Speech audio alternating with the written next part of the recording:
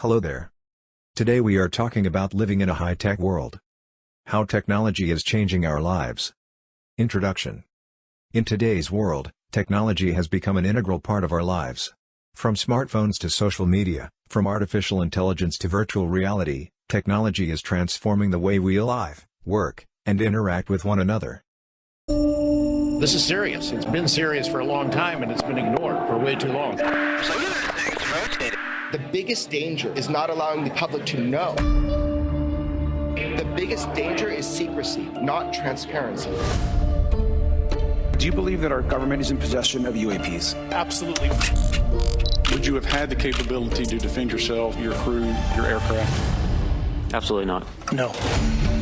The technology that we faced was far superior than anything that we had. We're going to start talking to people. We're going to start naming names. Now it's on the front burner, and it's about time. The dam has broken, and it is overflowing. What I personally witnessed was very disturbing. Someone can reach through the veil of government and pierce it to the point of we do not have access to something. You've got to start asking yourself who the hell's in control. Do you have any personal knowledge of people who have been harmed or injured and conceal these extraterrestrial technology? Yes. Personally. Good evening, I'm Brian Enton. Welcome to our special report. A historic congressional hearing drew lines of spectators to the nation's capital, where under oath, 3 witnesses told lawmakers and the world, we are not alone and our government has proof. Remember, this all started with Pentagon whistleblower David Grush, who sat down with investigative journalist Ross Coulthart for an exclusive interview with NewsNation. He alleged the U.S. government has a secret crash retrieval program and claims it is in possession of UFOs, even bodies of dead pilots.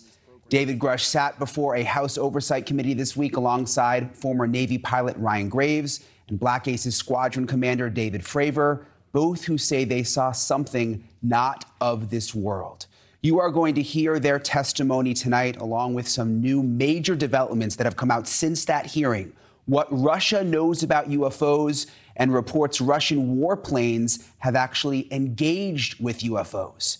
Then we will discuss it all with our panel of experts, including investigative journalist Ross Coulthart, who first broke the story right here on NewsNation. Whether you believe it's UFOs or something else, it seems like there is something out there that top government leaders do not want us to know, something that is being hidden. So let's start with that allegation of a cover-up deep inside our own government, and the stunning moment when David Grush reveals to Congress just how high the stakes are. Thank you for being here, brother.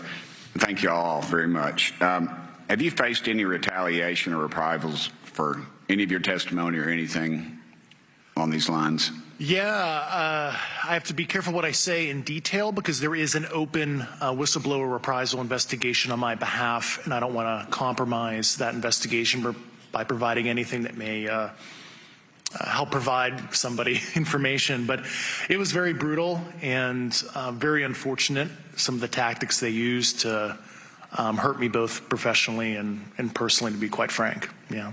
It's very unfortunate. As they say, when you're over the target, that's when they do the most firing at you. Do you have any personal knowledge of people who have been harmed or injured in efforts to cover up or conceal these extraterrestrial technology? Yes. Personally. Have anyone been murdered that you would think, that you know of or have heard of, I guess? I have to be careful asking that question. I directed people with that knowledge to the appropriate authorities.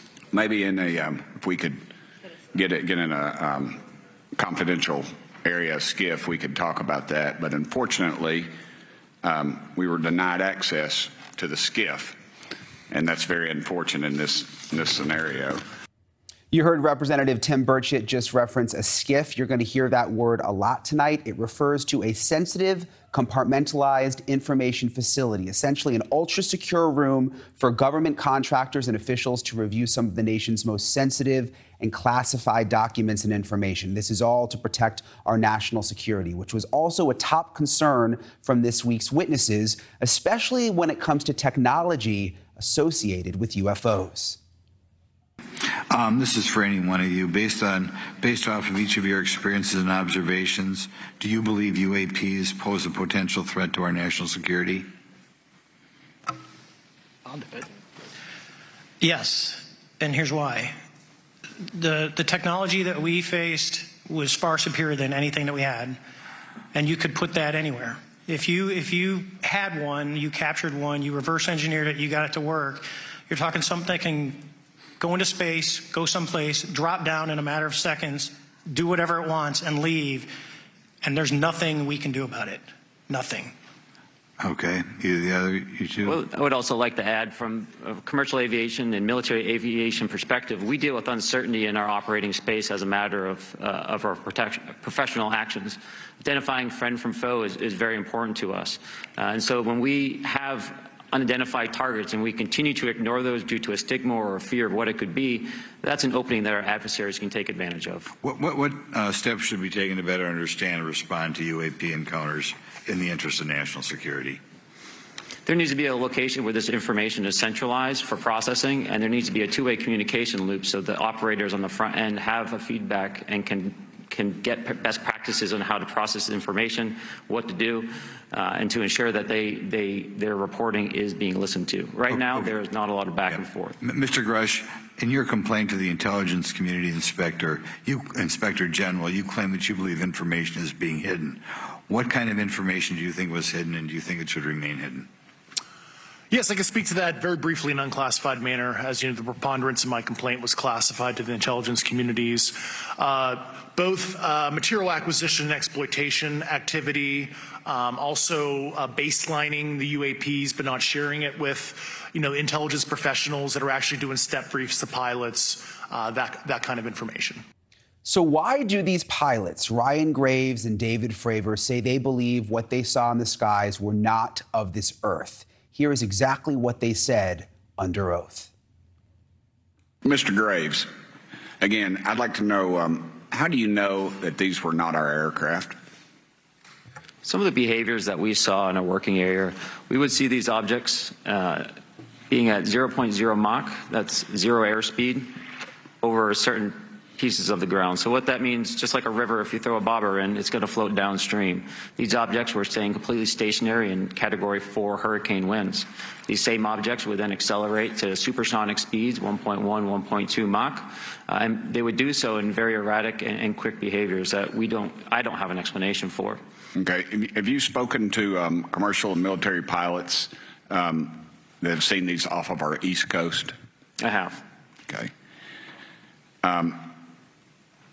Mr. Fravor, I noticed that in the Tic Tac video, it's Tic Tac like the candy, not TikTok like the Chinese Communist app. That's correct. Yes, sir. I just want to make that because my daughter corrected me on that and called me a boomer and said, "Hey, boomer," and I said, "No, baby, it's Tic Tac like the candy. You're going to have to just look it up."